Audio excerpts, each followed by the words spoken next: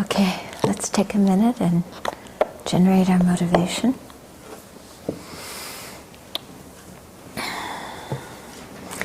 And really feeling the preciousness of having access to the Dharma teachings and how rare this opportunity is to meet the Dharma, to have all of our senses intact, to be interested, to have the time and so forth. And then thinking too about how precious the Dharma is, how it has the possibility of freeing us from cyclic existence and making our lives very meaningful by generating the bodhicitta and progressing on the path to full enlightenment.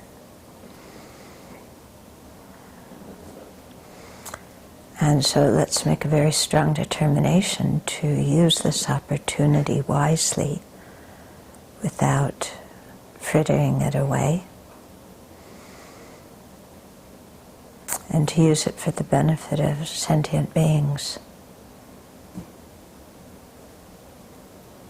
so that by learning and studying the Dharma, integrating it in our own lives, then we can repay the kindness of other sentient beings by gaining realizations and then leading them to gain those same realizations that lead to the ultimate freedom, the ultimate peace.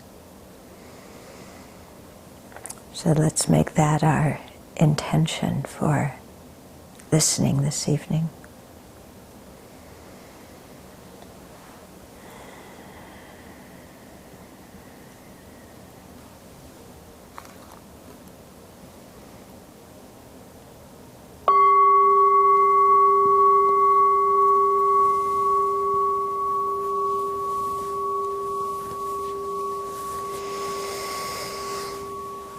Okay, so we've been on Thursday nights going through the text on the 4 foundations of mindfulness, which is a basic Buddhist practice practiced by everybody, no matter whether they're hearers and solitary realizers aiming for liberation, or bodhisattvas aiming for full enlightenment, or those of us who don't know what we are, but we're attracted to the Dharma somehow. So these are very basic practice that everybody does. So it's learning to establish our mindfulness on 4 basic objects: our body, our feelings of pleasure, pain, and neutral, our mind, and then phenomena in general. So until now we've talked about establishing mindfulness on the body and really seeing what the body is, and that the body is not as gorgeous as our deluded thought thinks it is. Because we've done the meditations, seeing the body as the cause of the corpse and what our body's going to look like when it's a corpse.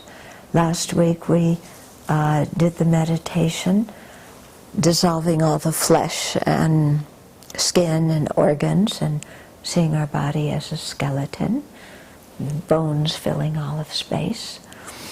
Have you been doing that this week, meditation? Yeah? Interesting, isn't it? Do you like it? There's something very nice about it, isn't there? Do you feel really clean when you're somehow a skeleton? And then when all the flesh and organs come back, it seems rather bleh. So we've been doing that. Also in the sutra on the 4 foundations of mindfulness, in the Pali Canon, and similar passages which appear in the sutra on the 10 levels in the Mahayana Canon, the Tibetan Canon. Then there's also, when they talk about mindfulness on the body, that's where breathing meditation comes in, establishing mindfulness on the breath. There's also mindfulness on the 32 parts of the body. Okay, looking at our skin and teeth and hair and internal organs and seeing what this body is that we're so attached to. And they also have the charnel ground meditations, similar to what we've gone through. So I won't go into detail about those other ones that we haven't covered but right now, but we'll talk about them a little bit later.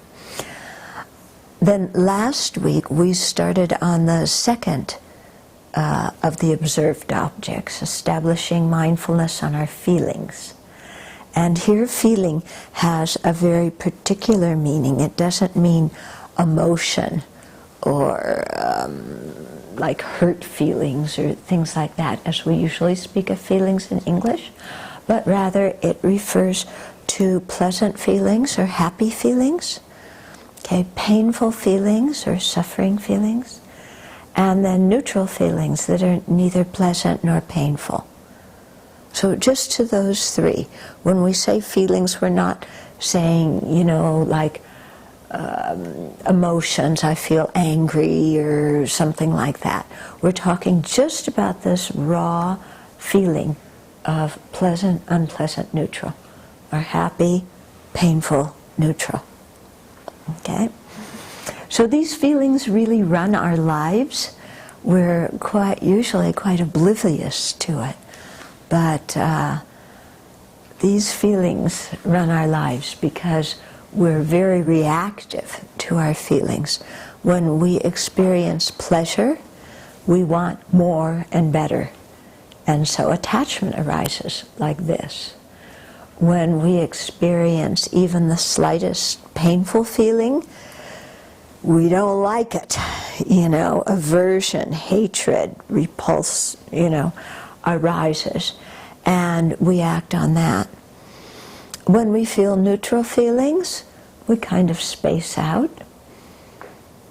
Yeah, and we don't aim for neutral feelings. Don't get us interested in being free of cyclic existence. We're just kind of there. Okay, so feelings are quite important to be mindful of because of the way we react to those feelings. Okay, so let's talk a little bit more about our feelings. Okay, so sometimes you may have heard about the 3 types of dukkha. Sometimes it's translated as the 3 types of suffering, but that's not a very good translation. I prefer the Sanskrit Pali word dukkha, which means like unsatisfactory, not quite cutting it, okay? So these 3 feelings correspond to 3 kinds of dukkha. You may have heard it in other teachings. We talk about the dukkha of pain or suffering, the unsatisfactoriness of pain or suffering, the dukkha or unsatisfactoriness of change, and then the third one is pervasive conditioned unsatisfactoriness. That's why I say dukkha, because unsatisfactoriness makes my spell checker go bonkers. Okay? Dukkha, it's learning to handle, but unsatisfactoriness, it can't. Okay? So these are 3 kinds of dukkha that when we are beings in cyclic existence, we are constantly subject to. And they're correlated with these 3 feelings. So the dukkha or unsatisfactoriness of pain is correlated with painful or suffering feelings. And all sentient beings dislike these. Okay? So there's physical pain, there's mental pain. If you're a living being, you don't like them. Okay?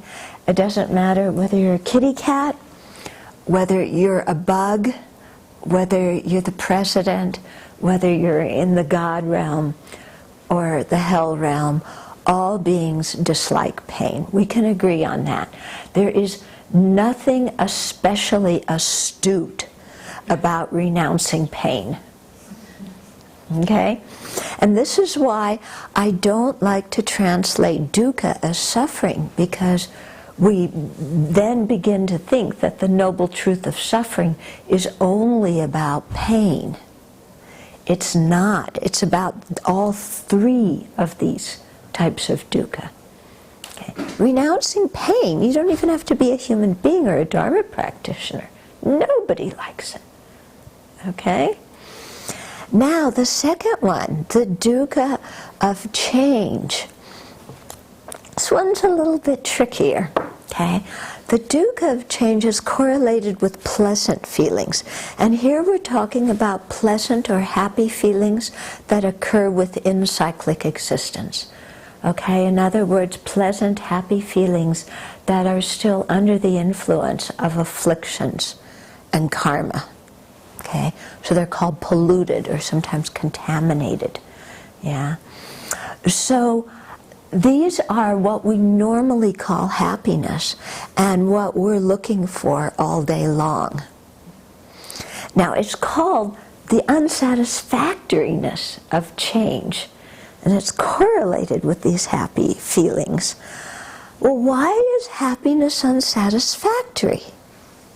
You know, we like it. The bigger the better, we like it, we want it. What's unsatisfactory about it? Well, let's take a small example. This is one that we can really resonate with. When you're sitting, okay, at first you feel comfortable sitting. But as you sit longer and longer, what happens? You know, you're restless, you're fidgety, your knees hurt, your back hurt, you know, everything hurts. All you want to do is stand up. You're waiting for the Dharma teacher to be quiet so that you can have the pleasant feeling that comes from standing up. Forget the Dharma, forget enlightenment. I want the happiness of standing up, okay? Because my knees hurt, my back hurts. So finally the Dharma teacher stops. They leave. We stand up. Our initial feeling when we stand up is pleasurable, isn't it? Not sitting anymore. But as you keep on standing, what happens? Eventually, standing becomes difficult. It becomes quite unpleasant. Your back starts to hurt again, but in a different way. And your feet hurt, but in a different way. And you're tired of standing, and all you want to do is sit down. So you sit down again. And now sitting down is pleasurable. But again, after a few hours, you're miserable. Sitting is painful. You want to stand up again. Okay? Now what's going on here? Yeah, it seems like we're vacillating back and forth between pain and happiness, pain and happiness. Now how is it that sitting is both painful and pleasant, and standing is both painful and pleasant? Because those are two opposite feelings. Okay? So what's actually happening when we're sitting down and we first stand up is the big pain of sitting down has decreased, and the small pain of standing up is very small. As you stand more and more, the pain of standing gets bigger and bigger and bigger. So when it's small, we label that painful feeling pleasurable or happiness. But at a certain point, we start labeling it painful, and we don't want it anymore. Then when we sit down, this big pain of standing goes down, and the pain of sitting is still small, and because it's small, we call sitting pleasurable. But as we sit, that feeling becomes more and more painful. So what we call happiness or pleasant feeling in cyclic existence is actually just an unpleasant suffering feeling when it's still small.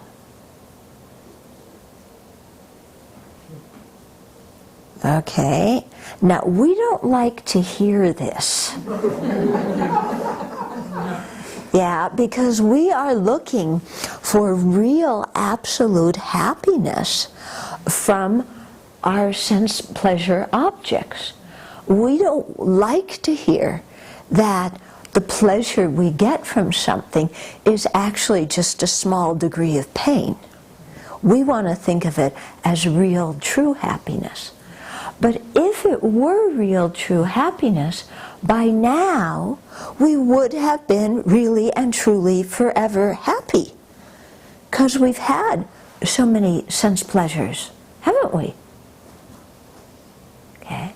But we're still back at, seeking happiness, not liking unhappiness. We really haven't changed much from that basic scenario, despite all the pleasure we've experienced. Because all that pleasure is just a small degree of pain, and it goes away very quickly. Okay? So it's called the dukkha of change. It very quickly changes into an unpleasant or suffering feeling. Okay? So if you look at it, think of the things that you've worked so hard to get, that you've really wanted. Okay? You really want this new car. Yeah? Or you really want this romantic something, And when you get your car, you get your romantic partner, happiness. Right? And it seems like this happiness is going to last forever. At least that's what all the advertising and love songs tell you. And we are so foolish that we believe in this propaganda. My car is going to make me happy forever.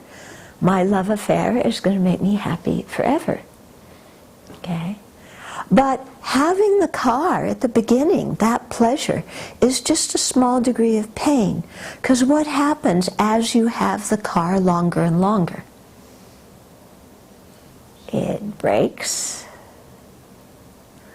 It gets dented. Your new car becomes last year's model. And then 2 years ago model, and 10 years ago model, and your friends have nicer cars and better cars, and your car's just kind of chugging along, costing you a lot of money to keep on fixing. So here's this thing that you thought was going to bring you everlasting happiness that now has become quite dissatisfactory. So then we start craving a new car, thinking that new car will solve all of our problems. And the same happens in romantic relationships. You fall in love. This is, we've all fallen in love. It's wonderful.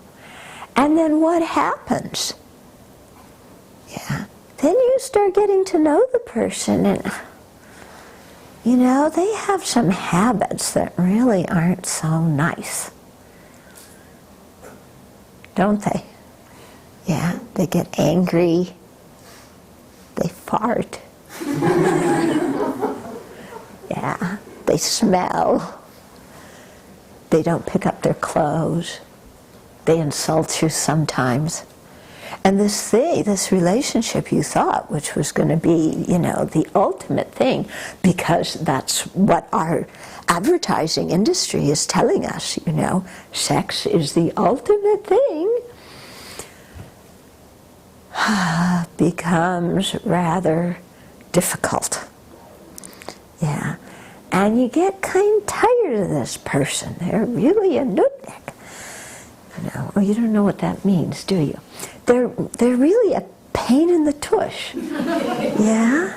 They don't do what you want them to do. And they do what you don't want them to do. And, all the happiness you got from them has kind of, gone away.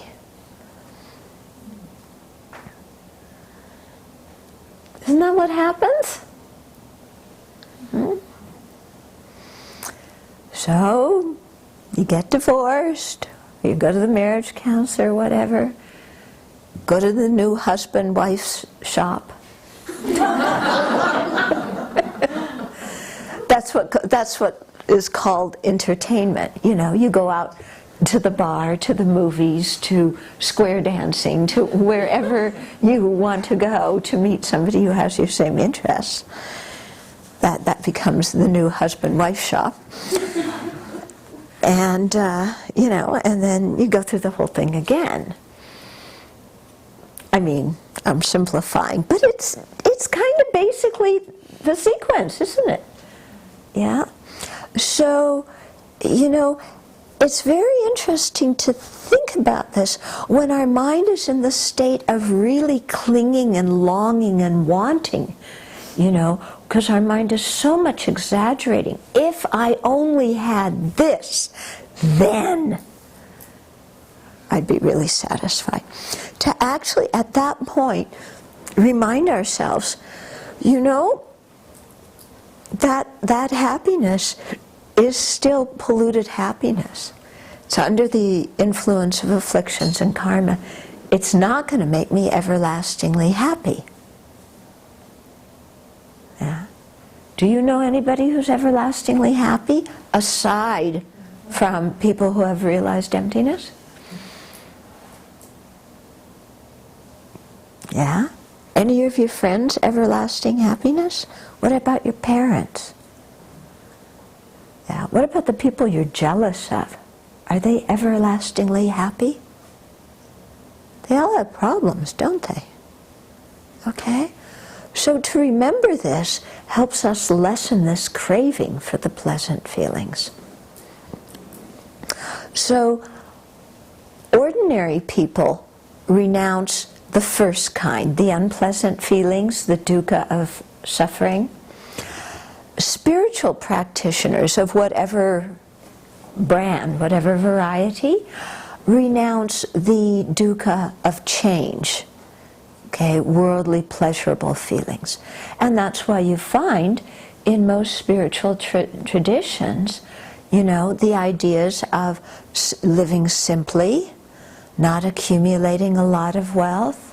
Many spiritual traditions have celibate monastics, you know, but there's always some kind of idea of sensual restraint in all religions, isn't there?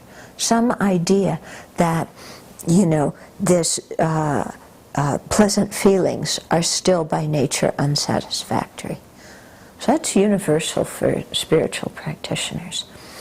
Now the third kind of dukkha is called pervasive conditioned dukkha.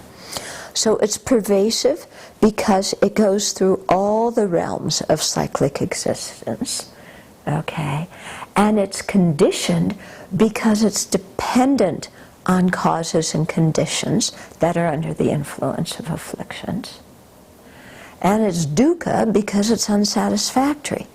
So these are correlated with neutral feelings.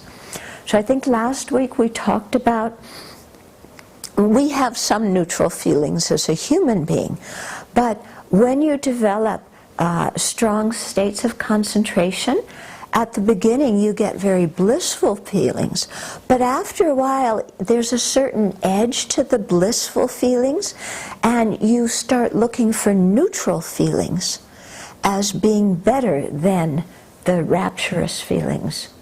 So you abandon the pleasant feelings from deep states of concentration to go into deeper states of concentration where there's equanimity or neutral feelings, and then get very attached to that, stay in those deep states of concentration, these God realms, you know, like the formless realm we came up in today's teaching, and you can stay meditating in those deep concentrations for eons.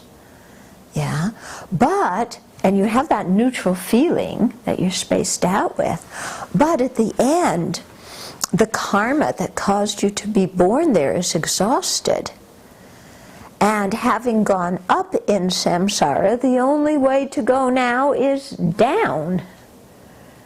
Okay, and you get born again in a lower realm. So even though you've enjoyed those neutral feelings for a long time, they haven't brought permanent satisfaction, okay?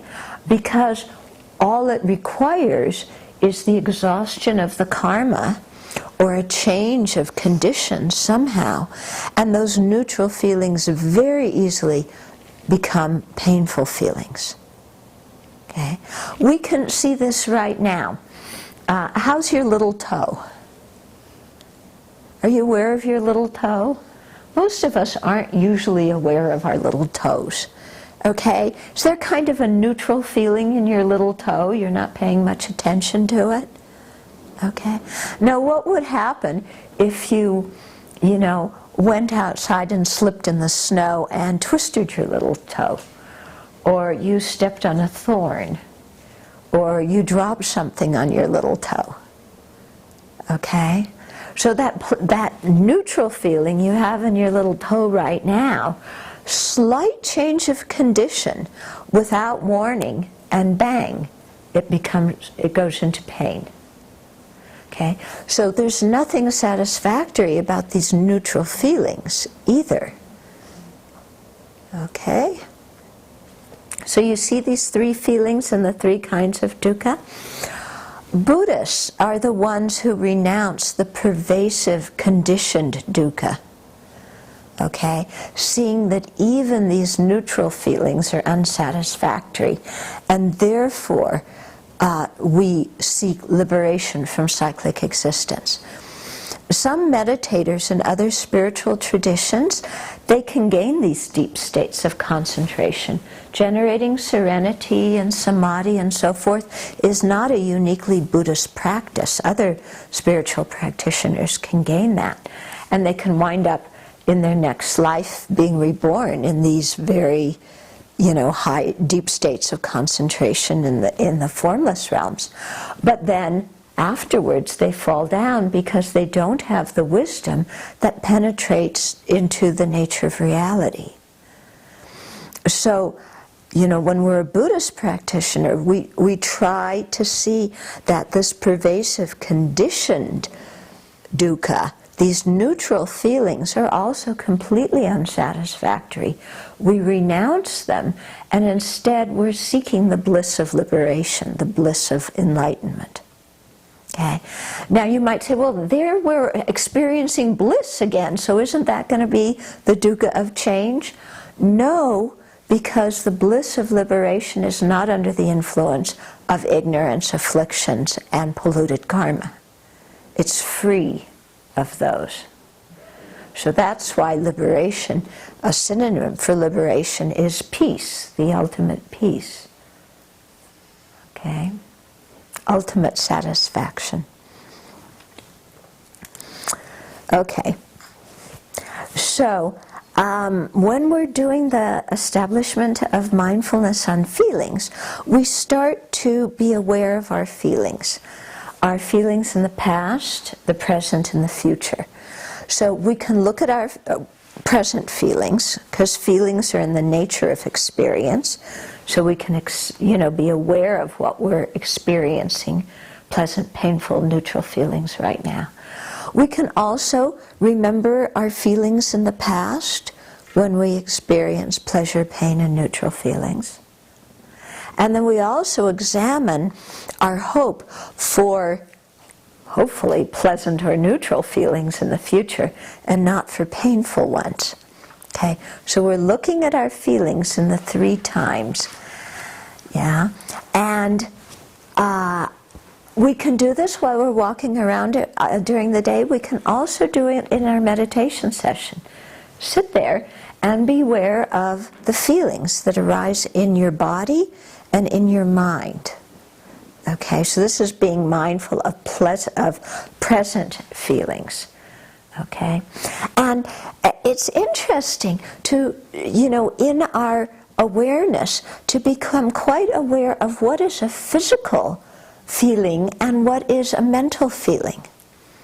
Because we often conflate them and get them quite mixed up. Okay, because our knee starts to hurt, that's a physical, painful feeling. But then our mind starts to worry about our knee. I'm sitting here with my knee in this position. It's hurting again. Certainly some tendon, ligament, something is getting twisted out of shape. When I stand up, it's never going to go back to normal. I am going to be permanently crippled. You know, I have to shift positions right now. This just hurts too much. I can't stand it. And there becomes a lot of mental talk that takes us into mental suffering feeling. And usually when we get stuck in the mental talk, we're not really still experiencing the physical suffering because we're too involved with our mental suffering and the worry and the anxiety and the stress. And this is what people suffer from so much nowadays. And it's a mental suffering that comes because of self-talk, the kind of stories that we make up, either about previous physical feelings or previous mental feelings.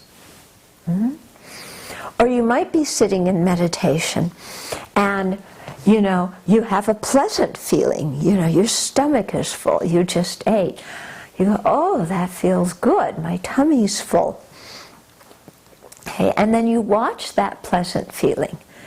And then see what your mind does with that pleasant feeling. Oh, I like, you know, having my stomach full. And at lunch, what is it that made my stomach full? Oh, I had curry, I had lasagna, I had apple cobbler, I had chocolate cake. I want more of those objects, you know. Kind of after this meditation session, let's go get some more of that, because then I'll have some more of that pleasant feeling from eating it when I ate it, and the pleasant feeling of being full. So there we're back in the pleasant feelings of the past, remembering them, pleasant physical feelings. Okay, we're developing some kind of present mental pleasant feeling in our daydream. And we're developing the hope or expectation of a future pleasant physical feeling. Okay? Are we living in the here and now? No, we are in la-la land. Okay? Total la-la land. So it's very interesting to sit and really watch the feelings. Try and see what the present feelings are. And then see how easily we go into, you know, remembering past feelings and then how they generate craving and clinging, and then projecting that into the future and wanting more and better of it in the future. You know, and watch how the slightest painful physical feeling triggers so much mental pain because of the talk that leads to worry and anxiety and stress. You know, so many people suffer from worry and anxiety and stress nowadays, don't they? Yeah, there's not a good Buddhist word for anxiety, or really for stress, or for worry. I'm sure there is somewhere, because there's 84,000 afflictions. But at least in the major ones we study, we don't come upon those. Okay, but we sure feel them a lot, don't we? And they're with very painful mental feelings right now. But what caused that painful mental feeling? It's due to how we're thinking. Yeah, we usually don't realize that. We usually think that the painful feeling of anxiety comes from a truly existent external situation, and that external situation is causing my pain. But it's not. Because if it were an objective external situation, everybody living in it would experience pain. But some people living in it experience pleasure. Yeah, we see this at the Abbey all the time. Okay, you know, we're living in the same environment, and one person will say, "I can't stand it any longer," you know, and they want to run down the hill. And other people are saying, "Oh, I'm so happy here." And it's the same environment. But we think we're experiencing an objective environment that has nothing to do with our mind. And we don't realize how we're interpreting things in the environment that then lead us to experience mental pain or mental pleasure. And we also see, it happens all the time at the Abbey, somebody could be in a really bad mood, but all of a sudden they start practicing, and the way they're looking at a situation changes, and all of a sudden they're still living in the same situation, but now they feel happy and they're cheerful again. And nothing external has changed. You know, I mean, of course everything's changing moment by moment, but not radically. So when we do retreat, you know, we're going to be starting our 3-month retreat next week. This is one of the things that we see so clearly when we're doing retreat, because your daily schedule's the same, the people you stay with are the same, the food, well, you know, depending upon who's cooking, each cook has their own favorite dish, so every Wednesday it's the same. You know, you get to know everybody's cooking, so you know, oh, so-and-so's cooking today, I can expect this for lunch. Yeah, so that's pretty much the same. The weather is pretty much the same. Yeah, and yet you see when you're in retreat, your moods and your feelings vacillate like this. You know, total yo-yo. Yeah, and they change like that. And your mind is always thinking, it's changed because of what's happening on the outside. You know, today, you know, I'm in such a bad mood because the potatoes are burnt. Come on, you know, it's not really because of that. But, you know, the mind is making up stories that create happiness, that create pain, you know. And you begin to see in your meditation sessions, when you remember things from the past and the different feelings that come up when you have those memories, and how that influences your present mood. Because you might go into a meditation session grumpy and come out happy, depending on what you were thinking about, what you were meditating on. Or you might go in a good mood and come out upset, again, because you got distracted. Okay? So you see this so clearly in, you know, when you're doing retreat, and how changeable the feelings are, how we always think they're coming from outside, but how they're really coming from how we interpret things, how we react to things. Just about this comment I made, that when you get distracted, you come out of your session with painful feelings. There was a New York Times article about this. I put it downstairs last week, that some researchers did something, and when people are concentrated on a task, even if they don't like the task very much, they're happier than when they're doing the task and they're distracted. Isn't that interesting?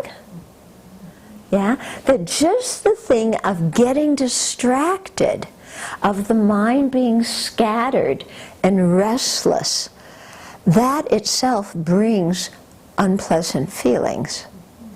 Whereas when you're focused on doing something, you know, even if it's shoveling snow, if you're really there focused on it, your mind can be peaceful. Yeah, quite interesting. Yeah. So scientists are catching on, you know, they're doing some good research, and We can discover it in our meditation too. Okay.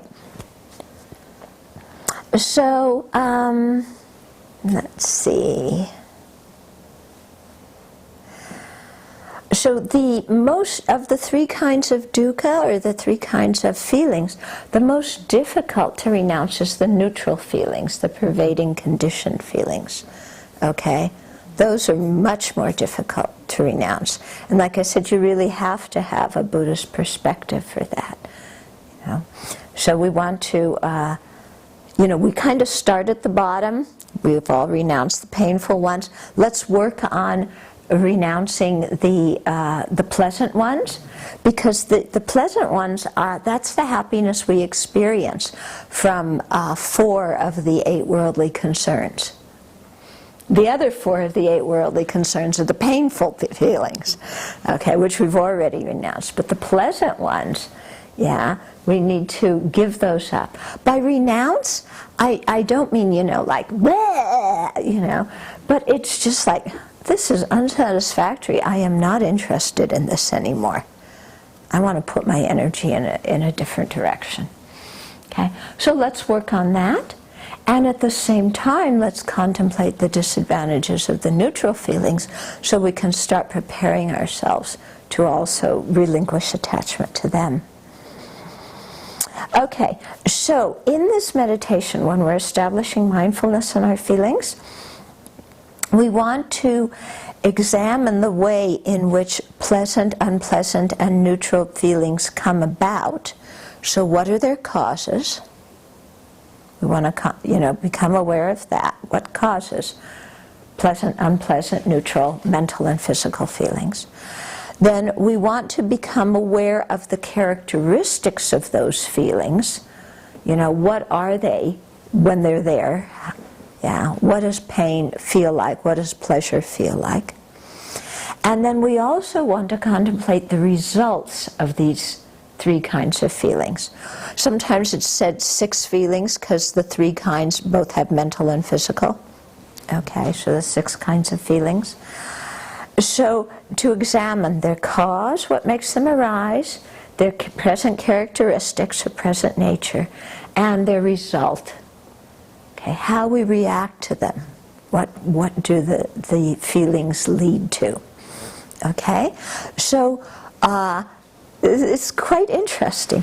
When we're looking at the cause of the feelings, pleasant, unpleasant, or neutral, we have to become aware of 3 things: the object, the sense faculty, and the consciousness.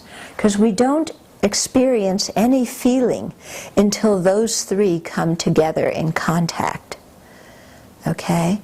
So we have the physical object, apple crisp, the sense faculty, so we have the tactile, gustatory sense faculty, with the tongue. We also have the visual sense faculty, because we see it, and that brings pleasure. We can't hear it. We can smell it, so we might smell it. Yeah, that sense faculty is up. So, and then each of these sense faculties, has the potential when it contacts the object to to make a consciousness arise. So we get the visual consciousness of seeing it, the gustatory consciousness of tasting it, the olfactory consciousness of smelling it.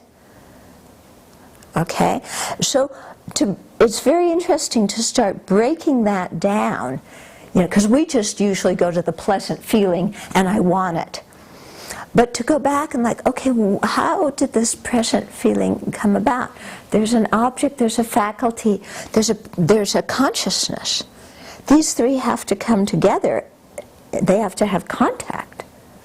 And from that contact, then feeling is produced. So the object doesn't have the pleasant feeling in it.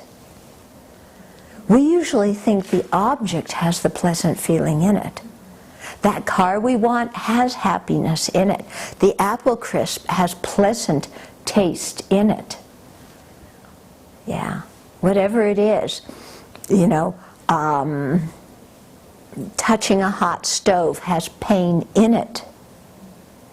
Actually, the pain isn't there in the object, because you have the object, the sense faculty, the consciousness come together. There's contact. That generates the feeling. The feeling is a mental experience. The aggregate of feeling is one of the mental aggregates. Yeah? But we think the feeling came from there. But the feeling didn't. The feeling is a conscious experience. Okay? We can see this so clearly when people criticize us. Yeah? When they criticize us and the words come and they hit our ears, painful feelings arise instantaneously. And we feel that that pain came from that criticism. It's like the person opens their mouth and together with the sound waves, pain comes out. That's the way we look at it, isn't it? You hurt me. We point the finger at them. You hurt me. Yeah? And so the sound and the pain comes out and it hits here. That hurt. You know, and then it's your fault. You hurt me. You know, those words have pain in them. And when the same person, maybe a half an hour later or a half an hour previously, says, "You're so wonderful and you're talented and intelligent and artistic and I really love you," same person, it seems like pleasure is coming out of their mouth with those sound waves, doesn't it? Actually, it's just sound waves in both cases. Just sound waves. No pleasure in the sound waves, no pain in the sound waves. You need the connection of the sound with the ear faculty, generating the consciousness, and then we get the feeling. Okay? And it often may start out just a slightly unpleasant feeling, but then as we repeat what they said to us again and again, now it's going from sense consciousness to mental consciousness, because when we start thinking about what they said to us, we're no longer hearing the sounds, we're stuck in our head. And we start saying, they said this, they said that, they said this, they said that. Then we get angrier and angry and more upset, and our hurt feelings are increased, and we're in so much pain and we can't stand it. Right? Meanwhile, the other person's left the room, they're nowhere to be seen. Maybe we're even sitting on our meditation cushion, thinking about what they said to us, generating mental pain. And the sound waves aren't there. You know, similarly, when they say, "I love you," and we think the sound waves came and, you know, now we caught, oh, this blissful feeling. And then we sit down in meditation. Oh, they said they love me. They said I'm wonderful and I'm talented. I do this well and that well. The person's nowhere to be seen. Yeah, the sound waves have ceased. But there I am with, you know, my memories generating mental pleasure. Yeah, complete daydream, hallucination. Yeah, okay. So at that time, actually, what you're having is the sense faculty, you know, for your mental consciousness, are previous moments of let's say hearing, or, you know, your visual consciousness, or your not visual consciousness, auditory consciousness. Previous moments of those become the faculty that give rise to your mental consciousness that's experiencing pleasure or pain, depending upon what you're remembering and what you're thinking about. Okay? So when we're, really doing research on this and investigating in our own experience what causes pain and pleasure, we have to start teasing these things apart and really noticing how they occur in our own experience. Yeah, it's one thing to understand them intellectually and be able to describe the process, but it's another thing to really notice it in our own experience. Oh, there were these sound waves. Yeah, generating an connected with my ear organ, generating an auditory consciousness. The sound was a little bit loud, so there was a little bit of physical pain. But then that auditory consciousness is, I'm remembering it. It's acting as the faculty for my mental consciousness. And now I'm repeating their words to myself again and again like a mantra. I can't stand you, you don't do anything right. I can't stand you, you don't do anything right. I can't stand you, you don't do anything right. That's our mantra as we remember what the other person said to us. Yeah. Then so much painful feeling we're feeling, Person isn't even here. This happened 10 years ago. So much painful mental feeling. Then anger arises. Yeah. We're furious. We need to end our meditation session so we can call them on the phone and tell them off. Which we're sitting there, and instead of regretting our non-virtuous actions, like Rinpoche's been teaching us, we're regretting that we didn't tell them off 10 years ago when it happened. Should have told them off then I wouldn't be so miserable. Okay, so you see how all these things of, the object, the faculty, the consciousness coming together, generating a physical feeling, then that generating a mental feeling, then that generating an afflicted state of mind, anger, resentment, something like that. Then we act. We get up and we go call that person, tell them off. Or we write them a nasty email. Or exercise our thumbs by texting them. Okay? So do you see how that, we have contact, feeling, physical feeling, mental feeling, affliction, action. What does the karma produce? More pain, doesn't it? Yeah? More pain. Because we're creating negative karma when we're texting somebody a nasty message. So we're creating the cause for more pain. Mm-hmm. And then after you've sent the message or you've sent the email, then at first you say, oh good, I told them off. Did what I should have done 10 years ago. And then after a little while, then what happens? Ew. Look what I said to that person. How are they going to hear that?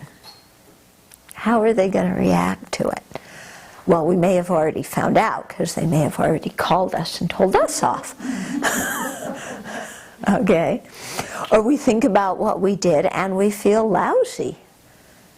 And we say, oh, I just did the 4 opponent powers, to purify my harsh speech. And I made a determination not to do it again. And here I did it again. Got more to purify. What are those 4 opponent powers again? Okay. So do you see how all these things actually fit together in the flow of what we call our life? All these different teachings come together. Yeah, they're there all the time in our life. Okay, so very interesting to look at this kind of flow, how that happens, and tease it apart and look at it step by step. And then see if you can get some idea how to cut it. Yeah? If you don't have contact with the object, if you don't have contact with the object, you're not going to generate the unpleasant or pleasant feeling. So you're not going to have the attachment or aversion that comes from that. Okay? At least not immediately. Of course, if you're still attached to those things in your mind, all you have to do is think about them and the feeling and the affliction come. Okay? But at least if we keep some distance from an object that we tend to react to quite strongly, it gives us some mental space to start looking at this process. Yeah? And then by dissecting this process, it gives us more information about, how we can cut it. Because, okay, just because I experience pain doesn't mean I need to get angry and upset. Try that for a new thought. Just because I experience pleasure doesn't mean I have to cling to it and want more and better. Those are interesting new thoughts, aren't they? It's not what the advertising industry teaches us. It's not what our parents teach us. Okay? Just because I feel pain, I don't have to get upset and angry. Just because I feel pleasure, I don't have to get attached and craving. Okay? So there's lots more to say about mindfulness of feelings. We'll continue next week, but you might have a couple of questions now.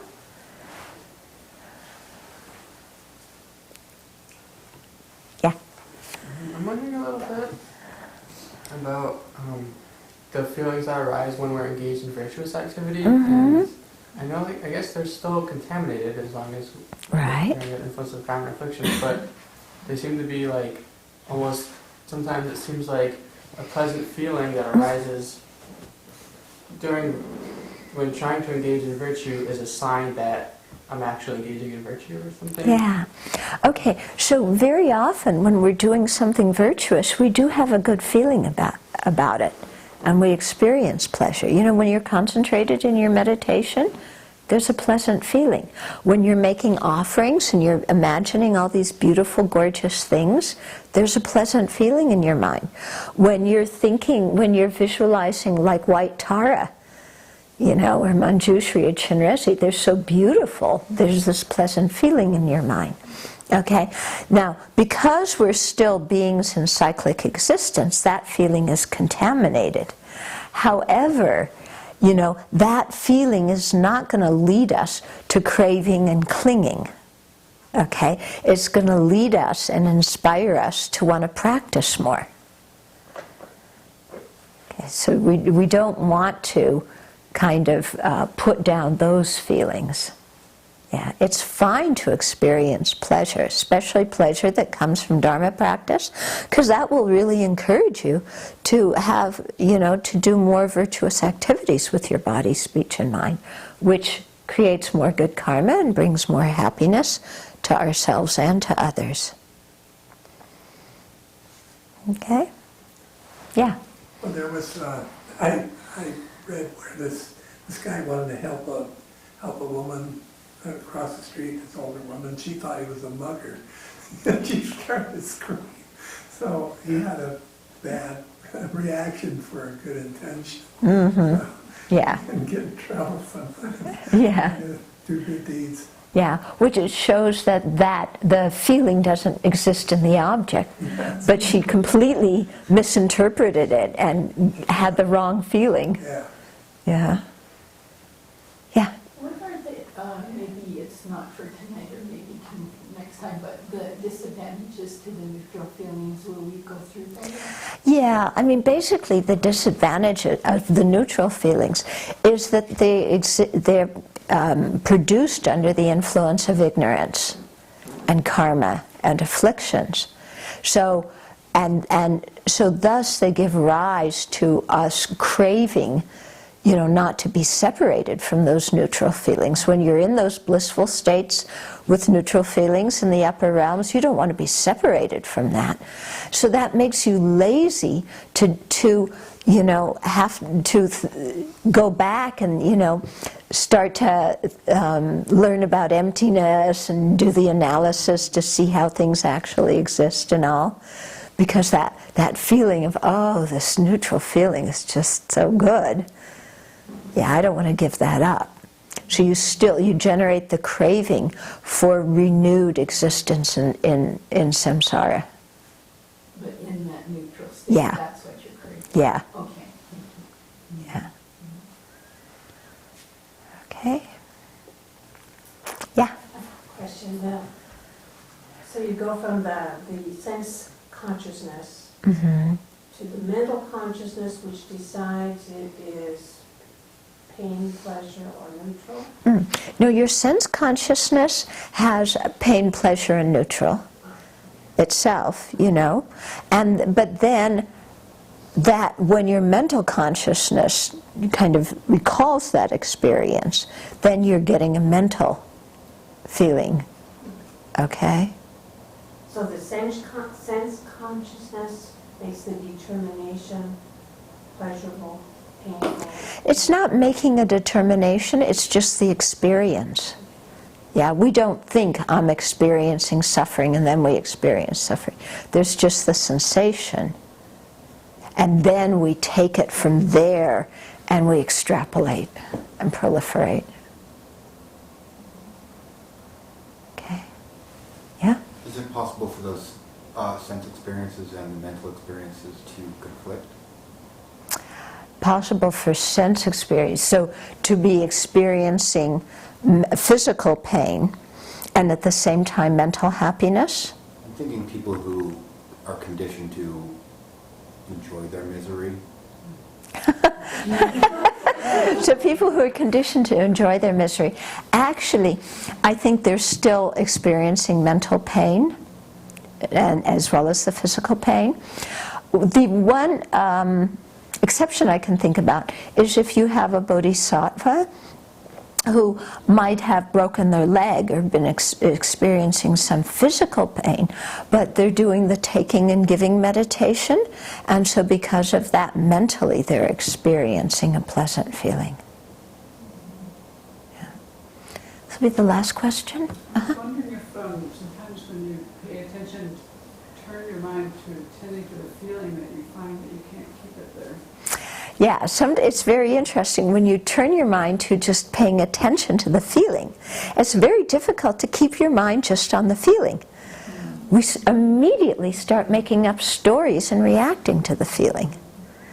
And see, this is where mindfulness of feelings becomes really important, because you keep your attention just on the feeling. And when you do that, that's a point where you can cut the reactivity.